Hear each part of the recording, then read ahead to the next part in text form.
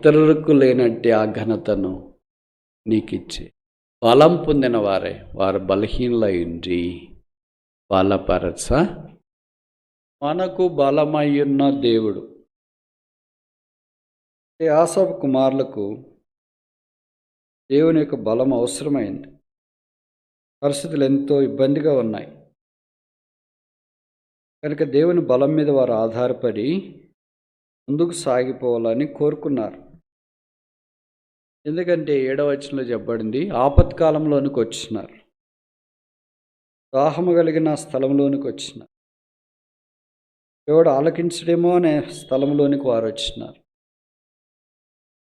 దేవుడు వారికి దాహం తీర్చినాడు, వారి ప్రార్థనలు ఆలకించినాడు, వారికి సహాయం చేస్తూ వచ్చినాడు. ఇలాంటి బలహీనలు బలపరచబడి ముందుకు వచ్చినట్లుగా మనము బలహీనలము, మనకు కూడా దేవుని బలం అవసరం. ఇక బైబిల్లో రాయబడి, నా కుమారుడా క్రీస్తు యేసునందున కృపచేత బలవంతుడు పౌలు అన్నాడు, నేను ఎప్పుడు బలహీనుడనో అప్పుడే బలం. నాకు బలం కావాలంటే ఏమని తెలుసుకోవాలా? నాకు బలహీనత ఉంది అని తెలుసుకోవాలి. అప్పుడు దేవుడు బలం దయచేస్తాడు.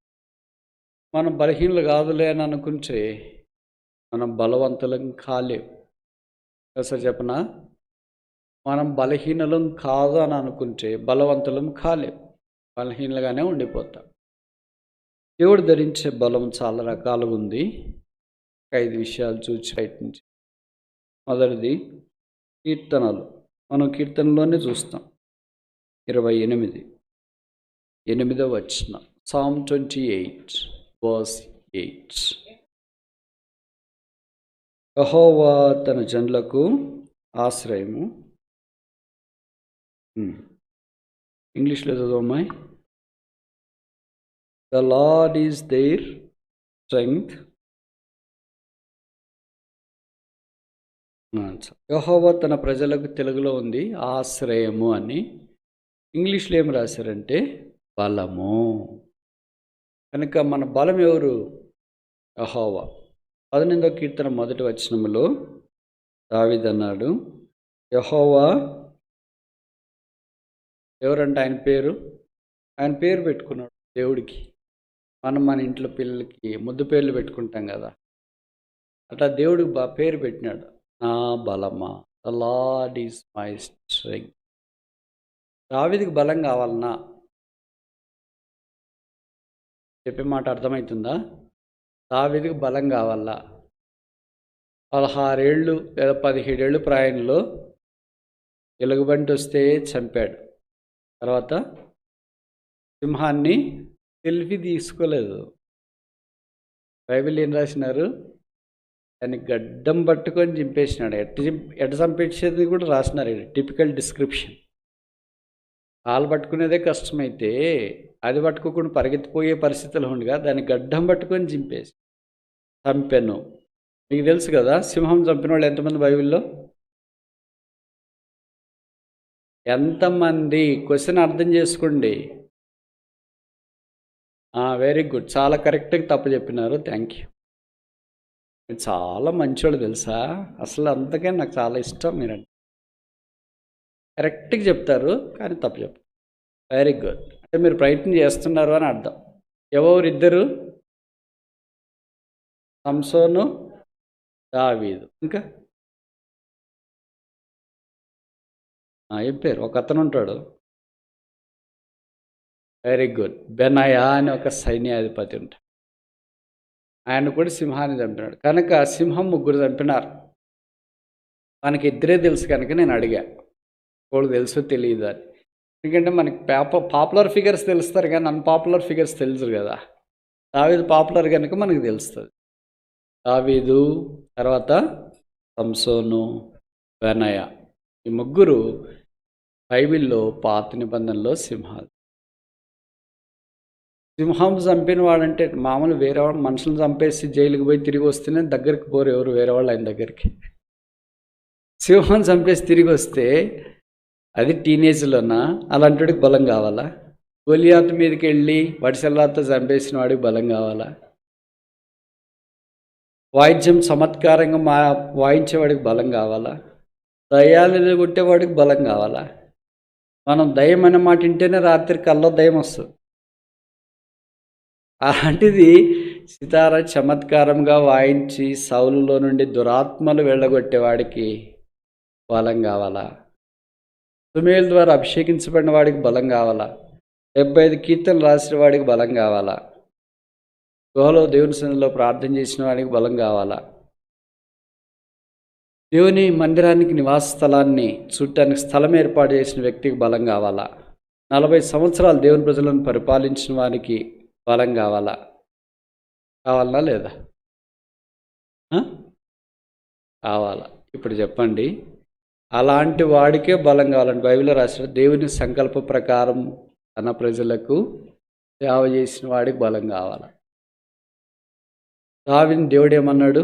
హృదయానుసారుడు అన్నాడు. అలాంటి వాడికి బలం అవసరమైతే ఇప్పుడు మనము టీనేజ్లో ప్రభుని గురించి కూడా నాకు తెలిసిండకు నమ్ముకోము, బైబిల్ పొరపాటును కూడా చదవము, తర్వాత ప్రార్థన చెయ్యము, సింహము ఇవన్నీ కార్టూన్ నెట్వర్క్లో చూస్తుంటాం, వడిసెలా ఇవన్నీ సండే క్లాస్ కథలు చెప్తుంటాం. అభిషేకం అంటే ఏం తెలియదు.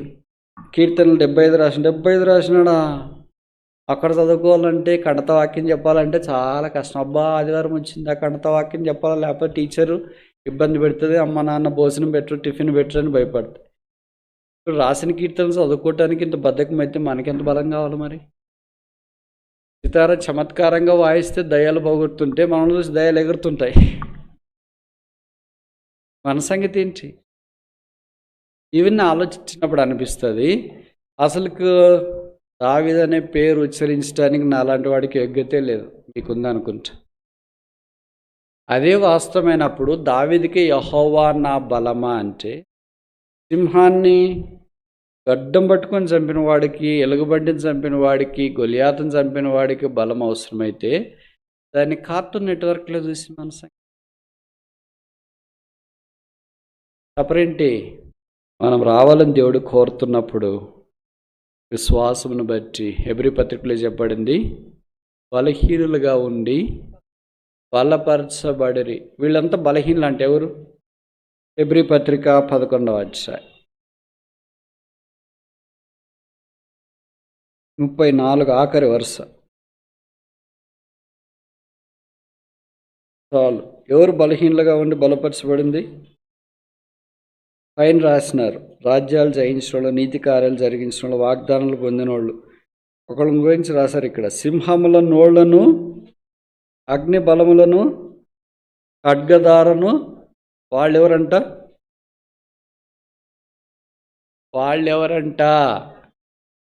తెలుగు పదం అర్థం కాదు కదా మీకు, తెలుగు రాదు, అంతా ఇంగ్లీషేనా?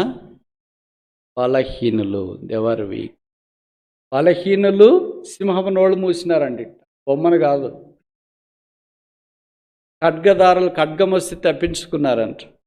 అలాంటివి చాలా రాశారు కదా. వాళ్ళందరినీ పరిశుద్ధాత్మ దేవుడు ఏమన్నాడంటే, they were week but strengthened by God. అలాంటి వాళ్ళే బలహీనులు అంటే ఇక మన సంగతి ఏం చెప్పాలా? అసలు దగ్గరికన్నా పోగలమా? వీళ్ళెవరు? విశ్వాస వీరుల చరిత్ర 11వ అధ్యాయం. మనకు బలమయ్యున్న దేవుడు కనుక మన బలం ఎవరంటే యేసుక్రీస్తు ప్రభువారే. 28 కీర్తనలు మనం చదివినాము, ఆయన యెహోవా నా బలము, గ్రేషియస్ స్ట్రెంగ్త్, కృపగల బలం. ఉచితంగా బలాన్ని మనకు ఆయన అనుగ్రహించినాడు. అందుకే ఇప్పుడు విశ్వాసమును బట్టి మనం కూడా బలహీనలుగా ఉండి బలపరచబడాల. దేన్ని బట్టి అని రాశారు అక్కడ? ఒకే ఒక పదం రాసినారు అందరికీ. విశ్వాసం బట్టి హెబెలు, విశ్వాసం బట్టి కయ్యూను, విశ్వాసం బట్టి హనోకు, విశ్వాసం బట్టి నోహు, విశ్వాసం బట్టి అబ్రహాము, విశ్వాసం బట్టి ఇస్సాకు, విశ్వాసం బట్టి యాకోబు. అందరికీ ఒకటే పదం. ఏంటి కామను? By faith. మనకేం రాసుకోవాలా? మనం మిగతావన్నీ ఏం చల్లవు. ఏమని? By regular attendance, by eating, by drinking, తినడం బట్టి, తాగడం బట్టి, లేదా చెప్పడం బట్టి, చేయడం బట్టి, పరిచయం బట్టి, రెగ్యులర్గా ఉండడం దాన్ని బట్టి, అవన్నీ ఏం చల్లదు. విశ్వాసం లేని క్రియలు, all that works that has not faith. Have no faith is dead. విశ్వాసం లేని క్రియలు మృతం. కనుక everything must be added by faith. విశ్వాసములో ఉండాలి. కనుక బలం ఎలాగొస్తుందంటే మొదటిది ప్రభు యందు విశ్వాసం ఉంచడం ద్వారా బలహీనులు బలపరచబడతారు. మనకు బలమయ్యున్న దేవుడు. అందుకే ఆయనకి పేరు రాశారు 12వ అధ్యాయం హెబ్రీ పత్రిక 1వ వచనంలో, విశ్వాసమునకు కర్త, author and the finisher of our faith. విశ్వాసమును బట్టే, ఇంకా మిగతా దేన్ని బట్టి కాదు. మన క్రియలను బట్టి, మన భక్తిని బట్టి, మన వైరాగ్యాన్ని బట్టి, మన ధర్మాన్ని బట్టి, మన సహాయతను బట్టి, మన మంచిత నో, ఆల్ బై ఫెయిత్. అంటే విశ్వాసము ద్వారా ఇవన్నీ దేవుడు మనకు అనుగ్రహిస్తాం. అది మనం గుర్తించుకో. రెండోది చూస్తామా, కీర్తనలు 18 verse 32. Psalm 18 verse 32. నాకు బలము ధరింపచేయువాడు ఆయనే, నన్ను యథార్థ మార్గమున నడిపించువాడు. ఇదేం బలము? ఇది ఏమి బలమో? సరే, తెలుగులో నేనే చెప్తా, మీరు ఎట్లా చిన్న చిన్నవి చెప్పరు కదా. గైడింగ్ స్ట్రెంగ్త్, ధరింపచేయు బలం. బెల్ట్ కట్టుకుంటాం కదా, ఎందుకు కడతారు బెల్ట్? గ్రిప్. ఏదైనా పని చేసేవాళ్ళు పాతకాలంలో నడుము కట్టుకునేవాళ్ళు. అందుకే యేసుప్రభు వారు కూడా యోహాను సువార్త 13వ అధ్యాయంలో శిష్యుల పాదాలు కడగటానికి పూనుకోక మునుపు ఒక పాత్ర తీసుకొని దాంట్లో నీళ్లు పోసుకొని టువాల్ తీసుకొని ఏం చేశాడు? నడుముకు నడుముకు కట్టుకోవడం ఆ దినాల్లో పని చేయటానికి పూనుకున్నట్లు. ఇప్పుడు ప్రభు బలాన్ని మనం ఏం చేసుకోవాలంట? నడుముకు కట్టుకో. అంటే పూనుకుంటున్నాం. ఏం పనికి పూనుకున్నాం? మనకు అట్లది ఏమి ఉండదు కదా, పూనుకునేది ఏమి ఉండదు, అన్నీ వదిలేసేదే. అసలు పూనుకుంటే కదా వదిలేయటానికి. ప్రభు పనికి పూనుకున్నాడు, అందుకే అలాగే చేసినాడు. ప్రభు ఎన్నిసార్లు నడుము కట్టుకున్నట్లు బైబిల్లో రాశారు? ఎన్నిసార్లు కట్టుకున్నాడు? యేసు ప్రభువే నడుము కట్టుకున్నాడంటే ఇది మీకు తెలుసో తెలియదు. ఒక వ్యక్తి నడుము కట్టుకున్నాడంటే ఒక పని చేయటానికి బలమైన ప్రతిజ్ఞ, ప్రమాణం చేస్తున్నాడు అని అర్థం. వాళ్ళు మందిరంలో నడికట్టు కట్టుకొని పనిచేస్తారు బ్రదర్ అంటారు గ్రామాల్లో. అంటే అర్థం ఏంటి? అంత తేలిగ్గా పని వాళ్ళు వదలరు, అది అయిపోయేదాకా చేస్తూనే ఉంటారు. నడికట్టు ఏం జ్ఞాపం చేస్తుంది అంటే, నేను బహుశా అలసిపోతానేమో శరీరంలో చేసి, నాకు అలసిపోకుండా ఇదేం చేయాలా? It must give strength. నాకు అది బలం ఇస్తూనే ఉండాలి. నేను వంగి లేకపోతే కూర్చొని లేచి నిలబడి ఇట్లా నేను అలసిపోయే అవకాశం ఉంది. It's a lasting work. అది నిలిచి ఉండి పనిచేసే పని. అలాగే ప్రభు కొరకు యేసుక్రీస్తు ప్రభువారు ఈ భూమి మీదకి వచ్చిన పని నెరవేర్చక మునుపు శిష్యుల యొక్క పాదాలు కడగటానికి నడికట్టు కట్టుకొని ముందుకు సాగిపోయినట్లు వాక్యంలో మనము గమనిస్తున్నాం. మరి మనం ప్రభు కొరకు ఏమైనా చేసేది ఉందా? ఆయన కృప ద్వారా కట్టుకొనొచ్చ అనేది మన జీవితంలో చాలా ప్రాముఖ్యంగా ఉండాలి కదా.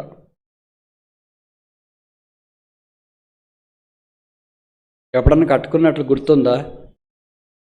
అందుకే బెల్ట్ కట్టుకుంటారు కొంతమంది, ఎందుకంటే గివ్ స్ట్రెంగ్త్.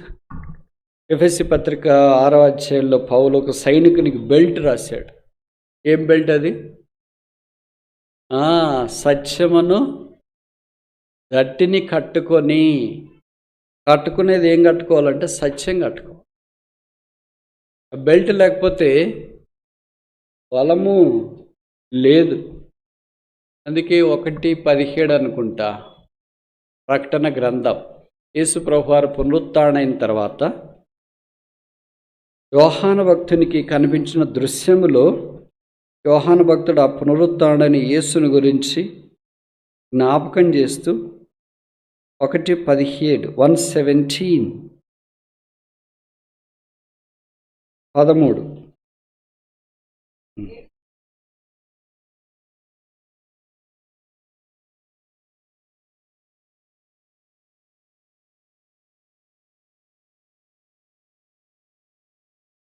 చాలు. ఏంటంట? బంగారు దట్టి. మనం బంగారం అంటే చాలా ప్రశస్తమైనది, కనుక ఎక్కడ కొద్దిగా తొలుము 2 తలాలు దట్టే కట్టుకున్నాను. బెల్ట్ మాదిరే కట్టేసినారు, బంగారు బెల్ట్. అది ఆయనకు దైవత్వానికి స్పీక్స్ ఆఫ్ ద డివినిటీ. అందుకే యేసుప్రభువు వారు భూమి మీద జన్మించినప్పుడే తూర్పు దేశ జ్ఞానులు బంగారము, సామ్రాణి, గోళం ఆయనకు తీసుకు. ఆయన దైవత్వంతో మిళితమైన వాడు కనుక దైవ కార్యాలు మనం పూనుకోవటానికి ప్రభువు ఎలాగూ యోహాను 13లో టవాలు కట్టుకున్నాడు. యోహాను రాసిన ప్రకటన గ్రంథం 1వ అధ్యాయం 13వ వచనంలో బంగారు దట్టే కట్టుకున్నాడు. తర్వాత చూడండి, యెషయా గ్రంథం అనుకుంటా 11:5.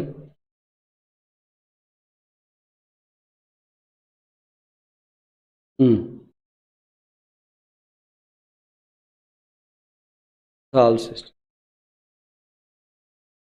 ఇప్పుడు ఎన్నిసార్లు ప్రభువారు కట్టుకున్నట్లు రాసినారు? 3 సార్లు.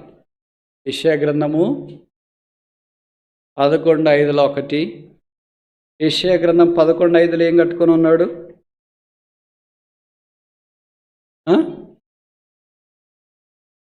నీతి, సత్యం. నీతి ఏం జ్ఞాపం చేస్తుంది? ఆయన రాజరికాన్ని జ్ఞాపం చేస్తుంది. It speaks of his kingship. ఆయన రాజుగా సత్యాన్ని, నీతిని కట్టుకొని ఉన్నాడు. రెండవది యోహాను సువార్త 13వ అధ్యాయం ఏం జ్ఞాపం చేస్తుంది? It speaks of his servanthood. ఆయన దేవుని దాసుడుగా పరిచర్య చేయటానికి వచ్చిన వ్యక్తిగా టవాలు కట్టుకొని ఉండటం మనం చూస్తాం. మూడవది ప్రకటన గ్రంథము 1వ అధ్యాయము 13వ వచనం ప్రకారం బంగారు దట్టి నడుముకు కట్టుకొని ఉన్నాడు. ఏ జ్ఞాపం చేస్తుంది? Speaks of his priesthood. Is our king, is our God sent servant, is our priest. ఆయన మన రాజు, ఆయన దేవుని ద్వారా పంపించబడిన సేవకుడు. ప్రకటన గ్రంథంలో రాయబడింది కదా, మన్నించండి, అపోస్తల కార్యాలలో రాయబడింది కదా, ఏమి చేయుటకు తన పరిశుద్ధ సేవకుడైన దేవుడు తన పరిశుద్ధ సేవకుడని యేసును పంపెనో, ఏవి జరగవలనని ఏర్పాటు చేయబడనో అవన్నీ చేయుట కొరకై దేవుడు పంపిన పరిశుద్ధ సేవకుడైన యేసు. కనుక Christ is the holy servant of God, sent by God to serve us. మనల్ని సేవించడానికి దేవుని ద్వారా పంపించబడిన పరిశుద్ధ సేవకుడు యేసుక్రీస్తు ప్రభు. ఆయన మన కొరకై శిలువ మీదకి వెళ్ళి రక్తము కార్చి చనిపోయి సమాధి చేయబడి తిరిగి లేపబడడం ద్వారా ఇప్పుడు మనము ఆయన యొక్క కుమారులు, కుమార్తెలు, దాసులు, దాసురాండ్రు, ఆయన పరిచయంలో భాగస్థలంగా మార్చబడుతూ వచ్చినాం. ఇప్పుడు ఆయన దట్టి కట్టుకొని పరలోక స్థలంలోనికి వెళ్ళాడు. ఇప్పుడు ఆ దట్టి మనకిస్తున్నాడు. ఇప్పుడు మరి న్యాయం అనే దట్టి కట్టుకుంటారా? దాసత్వం టవాలు కట్టుకుంటారా? బంగారం కట్టుకుంటారా? ఏమి కట్టుకోరా? మొదట టవాలు కట్టుకోవాలి కదా. అంటే అర్థం ఏంటి? దీనుడుగా, దాసుడిగా దేవుని సేవించడానికి ఇష్టపడాలి కదా. తర్వాత రాజులైన యాజక సమూహంగా ఆయన మనల్ని చేసినాడు. అప్పుడు నీతిని కట్టుకోవాలా, సత్యాన్ని కట్టుకోవాలి. తర్వాత యాజకులుగా ఆయన సన్నిధిలోనికి వచ్చి ప్రార్థన చేయటానికి బంగారు. ఇది క్రమేణ it's a progressive guiding strength of God. మనకు బలమైన దేవునికి ఆనందం. ఇప్పుడు చెప్పండి, ఏ బలమైన మనకు? టవాల బలమా? దట్టి బలమా? బంగారు దట్టి బలమా? అసలు ఏం లేవా? ఏం లేకపోతే ఆయనకు బలమా? ఆయన బలం నాకు అవసరం లేదని జీవిస్తున్నట్లే మనం. I do not need strength anyway because I'm strong. ఎలాగంటాం? పౌలు అన్నాడు కదా, నన్ను బలపరచువాని యందు నేను సమస్తమును, I can do all, not only some things, not only 2 things, 3 things, 4 things, 5 things, 6 things, 7 things, 8 things, 9. No. I can do all things in Christ that strengtheneth me. నన్ను బలపరచువాని యందు నేను సమస్తము చేయను. కనుక ప్రభువే మన బలం. Christ is our strength. ఇప్పుడు మరి ఏం సత్యం అనేది దట్టి లేకుండా, సవాలనేది దట్టి లేకుండా, నీతి అనేది దట్టి లేకుండా, బంగారం అనేది దట్టి లేకుండా ప్రభు యొక్క శరీరంలో ఎలాగ పాలు పొందాలా? ఒకటన్నా ఉండాలి కదా, 2 అన్న ఉండాలి కదా, 3 అన్న ఉండాలి కదా, 4 అన్న ఉండాలి కదా. 1 లేకపోతే 4 ఎలాగొస్తాయి? 1 లేకపోతే 3 ఎలాగొస్తాయి? 1 లేకపోతే 2 ఎలాగొస్తాయి? ఇక దట్టి లేకపోతే ఏమని అర్థము? I am not really guided by strength to serve him. ఆయన ద్వారా బలపరచబడి ఆయన సేవించడానికి నేను పూనుకోలేదు అని అర్థం. నేను దేవుని సేవించకపోతే ఏమైతా? What if I do not guide myself to serve the Lord? నేను చెప్పే మాటలు అర్థమవుతున్నాయమ్మా. నేను ప్రభువును సేవించటానికి నడికట్టి కట్టుకోకపోతే ఏమైతాను? I have only 2 masters. Either I serve the master who is Jesus Christ, or I have to serve my former master called Satan. నాకు 2 యజమానులు. ఒకటి నా కొరకే ప్రాణం పెట్టిన యేసు, నన్ను నరకానికి నడిపించడానికి శతవిధాల ప్రయత్నం చేస్తూ నిద్రారాత్రులు అన్ని మానేసి తిరుగుతున్న సాతాను. నేను ప్రభువుని సేవించకపోతే ఏమైతే? It's not option. మన సాతాను వస్తాడు కదా పక్కన, ఖాళీగా దయాలు ఎళ్ళగొట్టి నీళ్ళు ఖాళీగా పెడితే ఎవరు వచ్చినారంట? మరీ చెడ్డమైనవి తీసుకొని వస్తాయి. కనుక వాడు ఖాళీకి పెట్టాడు, ఖాళీకి వదిలేయడు. పర్వాలేదు వీడు ప్రభువుని సేవించకపోయినా వదిలేదు అనుకోడు. There is no neutral charge in the believers. Either you should be positively charged or negatively charged. If I'm not positively charged, I can be neutral. On the other side I'm negatively charged. Got my point? నేను దేవుని సేవించకపోతే నన్ను సాతాను అలాగా వదిలిపెట్టాడు, కానీ వాని వైపు వాళ్ళు ఆగివేసే అవకాశం. అందుకే ప్రభు అన్నాడు, ఒకడు నన్ను సేవించిన యెడల నా తండ్రి వానిని ఘనపరచు. ఎన్నిసార్లు నడికట్టుకు బలం కట్టుకోకుండా మన ఇష్టం వచ్చినట్లు చేసి చేయొచ్చులే, వెళ్తే వెళ్ళొచ్చులే, ఉంటూ ఉండొచ్చులే, చదవచ్చులే, ప్రార్థన చేసి చేయొచ్చులే. అంత మన ఆప్షనే. దేవునిది ఏముండదు. ఆదివారం మాత్రమే దేవుడు, సోమవారం నుంచి శనివారం దాకా అంతా మనదే. అది మన టైప్. మనకు బలమైన దేవునికి ఆనందగానము చేయడు. ఇప్పటిదాకా ఎన్ని రకాల బలాలు చూసాము? మొదటిది ఏంటి? గ్రేషియస్ స్ట్రెంగ్త్, కృపగల బలం. రెండవది ఏంటి? గర్డింగ్ స్ట్రెంగ్త్, ధరించుకునే బలం. మూడోది చూస్తామా? కీర్తనలు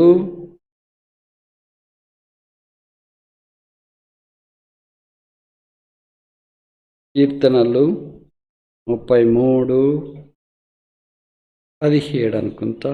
33:17.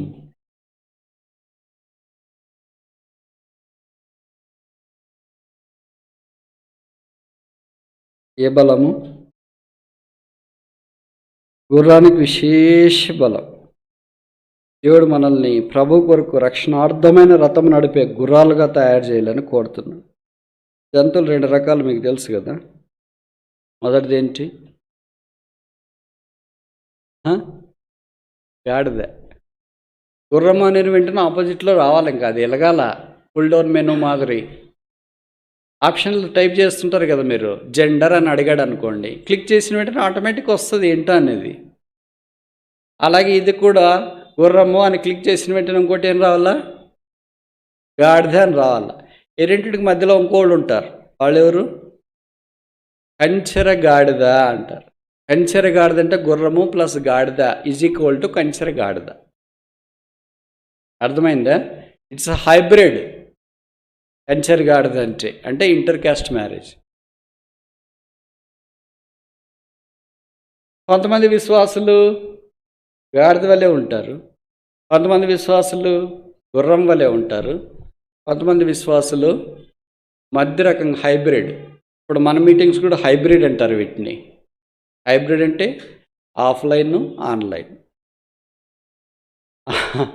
ఆన్లైన్లో బయట కొంతమంది చూడవచ్చు రాని వాళ్ళు, ఆఫ్లైన్లో మన మాదిరి వచ్చిన వాళ్ళు చూడవచ్చు. సరే, ఈ 2 రకాలైన మీటింగ్ని హైబ్రిడ్ మీటింగ్ అని అంటారు. ప్రభు దగ్గర కూడా పనిచేసేవాళ్ళు హైబ్రిడ్ వాళ్ళు దేవుడికి కావాల్సిన అవసరం లేదు. ఇప్పుడు నేను ఒక ప్రశ్న అడుగుతా, కరెక్ట్గా నేరుగా సూటికి జవాబు చెప్పాలి. మొదట బైబిల్లో గాడిద రాయబడిందా, గుర్రం రాయబడింది? కంచెర గాడిద రాయబడింది. కరెక్ట్? షూరా? కరెక్ట్ చెప్పారు. Thank you. గాడిద మొట్టమొదటి ఎవరి సందర్భంలో రాయబడింది? అబ్రహాం. ఆదికాండం 22వ అధ్యాయంలో మనం చూస్తాం. అబ్రహాం గాడిద తీసుకుపోయాడు, అంతేనా? గంతగట్టి వ్యాన్ లేచి దేవుడు చూపించి పర్వతం దాకా తీసుకు కనుక మొదట గాడిదతో జీవితం ఆరంభించబడి, మనం ఆరాధన చేసేటప్పుడు మాత్రము చాలా బాగా చేస్తాం. ప్రభా గాడిద లాంటి నన్ను ఎన్నుకున్నావు ప్రభు. సరే ఎన్నుకున్నావు. అయిపోయిన తర్వాత ఎవరన్నా వచ్చి ఏం గాడిద హౌ ఆర్ యు అన్నారు అనుకోండి, ఏమంటారు అప్పుడు? ప్రైజ్ లార్డ్ బ్రదర్ అంటారా? కొంతమంది ఆరాధన చేసేటప్పుడు పంది వలే ఉంటి ప్రభు, కుక్క వలే ఉంటి ప్రభు అని. రాంచి కాదు. బయటకు వచ్చిన తర్వాత చెప్పులు తీసుకునేటప్పుడు హౌ ఆర్ యూ డాగ్, ఎట్లున్నావు కుక్క, ఎట్లున్నావు పంది అంటే ఎవరు ఎట్లా కనిపిస్తున్నావు నీకు, బయటికి రా నీ సంగతి చెప్తా అంటారు. నేను బైబిల్లో మార్క్స్ గమనించాను. మత్తయి సువార్త 21వ అధ్యాయంలో ఒక సందర్భం తీసుకుని రావాలని కోరుతున్నా. మత్తయి 21.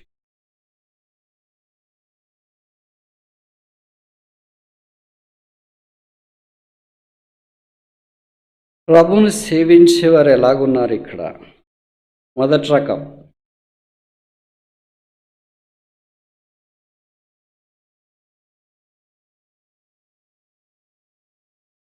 ఎనిమిదవ వచనం, 21:8. Matthew chapter 21 verse 8.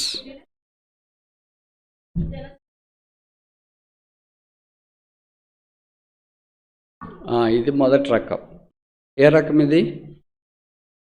బట్టలు దారి పొడవునా పొరిచే రకం. రెండవ రకం తర్వాత వరుస. Very good. ఇది రెండో రకం. ఏం రకం ఇది? చెట్లు కొమ్మలు నరికి ఉంచిన రకం. మూడో రకం 9వ వచనం.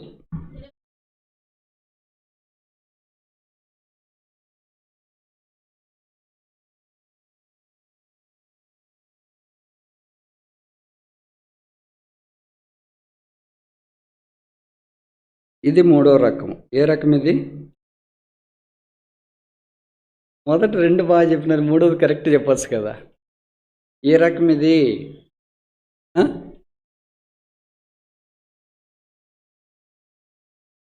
కేకలు వేసే రకం. అన్ని కేకలు వేయిచుండరి. ఇప్పుడు ఎన్ని రకాలు చూసాము? మొదటి రకం ఏంటి? బట్టలు పరిచినారు. రెండో రకం ఏంటి? చెట్లు కొమ్మలు పరిచినారు. దారెంబడంతా పరిచినాడు, కొద్ది కొద్దిగా కూడా కాదు. ఎంత త్యాగం ఉండాలా? ఎన్ని చెట్లు కావాలో, ఎన్ని బట్టలు తీసుకురావాలో, పాతవన్నీ తెచ్చినారు, కొత్తవి తెచ్చినారు, వాళ్ళవే తెచ్చినారు, వాళ్ళు తప్ప బంధువులు తీసుకొని వచ్చినారు. ఏం చేసినారో తెలియదు కానీ దారెంబడంతా పరిచినారు. మూడో రకం ఏంటి? కేకలు వేసిరి. వీళ్ళు పాపము బట్టలు తీసుకురాలేదు, వీళ్ళకి బట్టలు దొరకలేదేమో, వీళ్ళకి చెట్లు నరికే కూడా గొడ్డలు లేదేమో, చెట్లు కూడా ఎవరు నరకలేదేమో. ఇదొక టైప్. నాలుగో రకం 21వ అధ్యాయము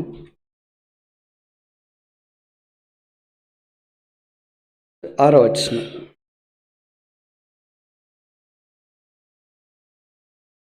చాలు. వీళ్ళెవరు? ఆజ్ఞాపించబడిన ప్రకారం చేసేవాడు. ఏమని ఆజ్ఞాపించినాడు? ఇద్దరిని పంపించి మీరు వెళ్ళండి, దారి మధ్యలో అంటే క్రాస్ రోడ్స్లో కట్టబడిన గాడిద పిల్ల మీకు కనిపిస్తుంది, దాన్ని విప్పి తోడుకుని రండి, ఎవరైనా అడిగితే ఇది ప్రభుకు కావాల్సింది అన్నారు. వెళ్ళారు, అలాగే చేశారు, అడిగారు, ఇది ప్రభు నాకు కావాల్సింది అన్నారు, విప్పినారు, దాన్ని తోడుకొని వచ్చిన. అంటే ప్రభువు చెప్పినట్లు చేశారు. ఇప్పుడు ఎన్ని రకాలైనారు? 4 రకాలైనారు. ఈ 4 రకాలే ఉంటే బహుశా 21వ అధ్యాయం అవసరం లేదేమో. 5వ రకం 21వ అధ్యాయం మత్తయి సువార్త 5వ వచనం.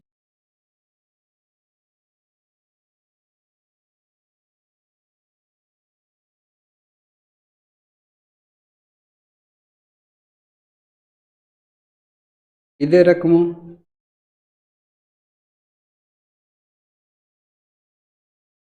తప్పరేంటమ్మా?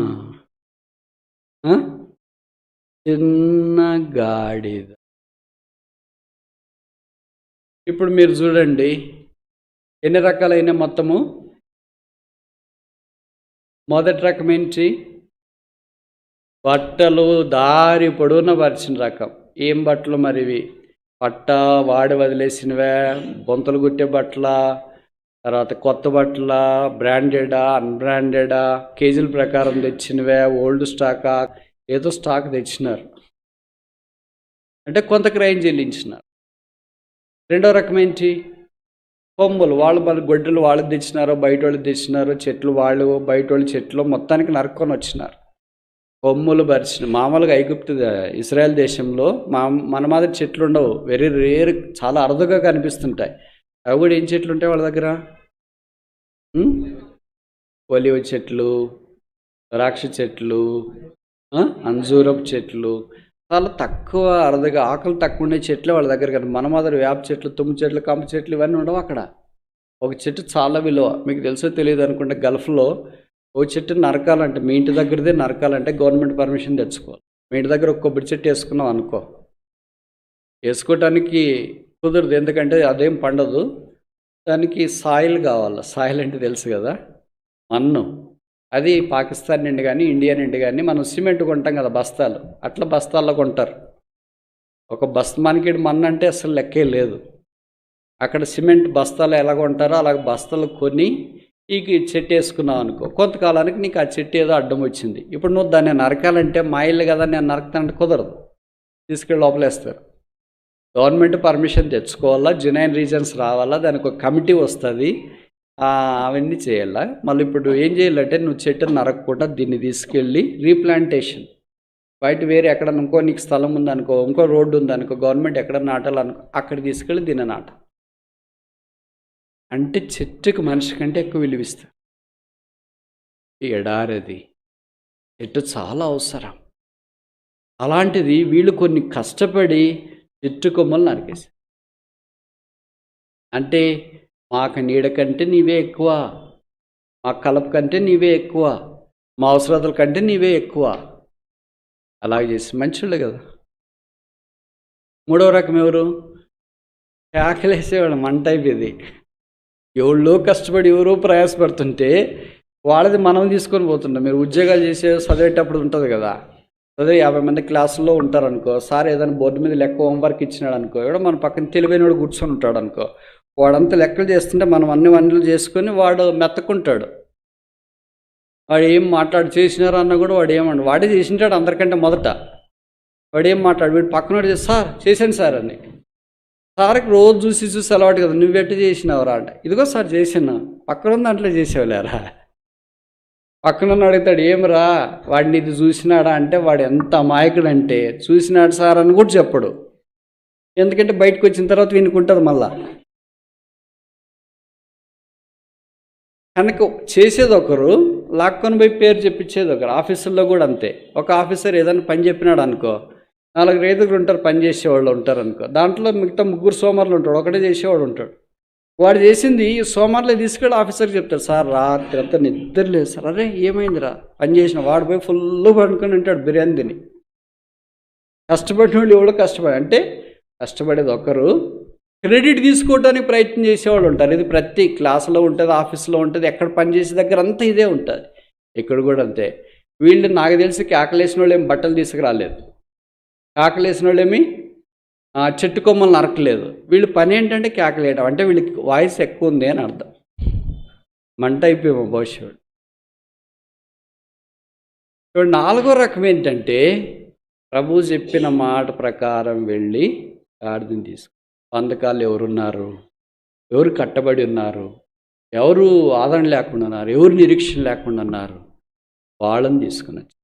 5వ రకం ఏంటంటే, సైలెంట్గా ప్రభువుని మోయడం. అర్థమైంది నేను చెప్పే రకం? మౌనముగా ప్రభువుని మోసుకొని ఊరేగించి తీసుకుని వెళ్ళడం. ఇప్పుడు చూడండి, కేకలేసేవాళ్ళు వీళ్ళందరూ అన్ని రకాల వాళ్ళు ఉన్నారనుకోండి. యేసు ప్రభు తర్వాత నెక్స్ట్ ఘనత బట్టలకు వస్తుందా రాదా? మంచి బట్టలు తెచ్చేసినారు, చూడు యేసు ప్రభు ఇప్పుడే దాటిపోయాడు, ఇది ఖాళీ కదా, తీసుకుని ఇలా వాడుకోవచ్చు అని అనుకుంటారా? మంచి కొమ్మలు తెచ్చేసినారు, అయ్యో తీసుకెళ్ళి మా ఇంటి దగ్గర గార్డెన్ దగ్గర ఎక్కడన్నా నాటుకోవచ్చు. బాగా కేకలేస్తున్నాడు, నెక్స్ట్ మా ఇంటికి ఫంక్షన్కి పనికి వస్తాడు అని అనుకుంటున్నారా? ఇప్పుడు దేనికి ఘనత వచ్చింది? బట్టలకా, చెట్లకా, కేకలేసే వాళ్ళకా, తర్వాత తోడుకొని వచ్చిన వాళ్ళకా? మౌనముగా భరిస్తున్న గాడిదకి. కరెక్ట్ అన్నా మీరు చెప్పేది? Yes or no? ఇప్పుడు ఇదే వాస్తవమైనప్పుడు యేసు ప్రభు చుట్టి 5 రకాలైన మనుషులు ఉంటారు. మనం ఏ టైప్? మౌనముగా మన పని మనము ప్రభువును ఊరేగించే పనిలో ఉన్నామా, లేకపోతే కేకలేసే గుంపులో? వాళ్ళు మంచి కేకలే వేసినారు, చెడ్డ కేకలేం వేయలేదు. సిలువేము సిలువేము అనే కేకలే లేదు. దావీదు కుమారుడికి జయము జయము జయమని కేకలేసినారు. కానీ ఉత్తమమైనది ఏంటి? That's good, that's not bad, but what is the best thing? మంచి పని ఏంటి? ప్రభుని ఊరేగించు, నా ప్రభుని నేను ఊరేగించు, నా ప్రభుని నేను ఊరేగించు, నా ప్రభుని నేను ఊరేగించాలి. అది గాడిద పిల్ల చేసిన. మిగతా వాళ్ళందరూ మంచి పనులే చేసినారు. శ్రేష్టమైనది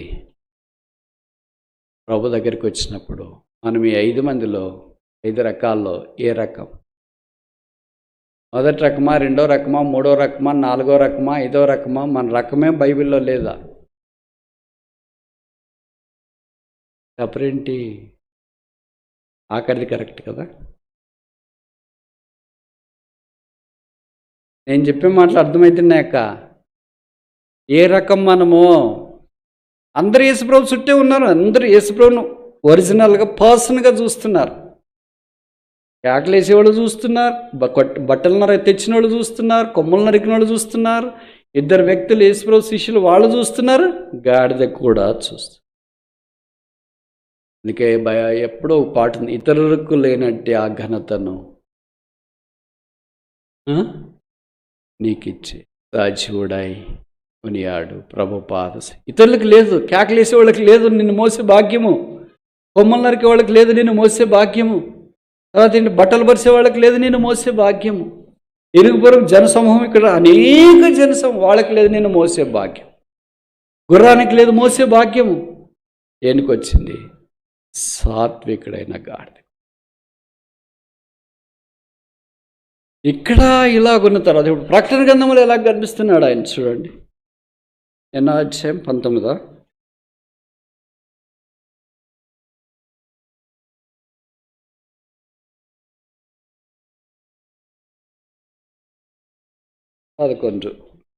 ప్రకటన, book of Revelation chapter 19 verse 11.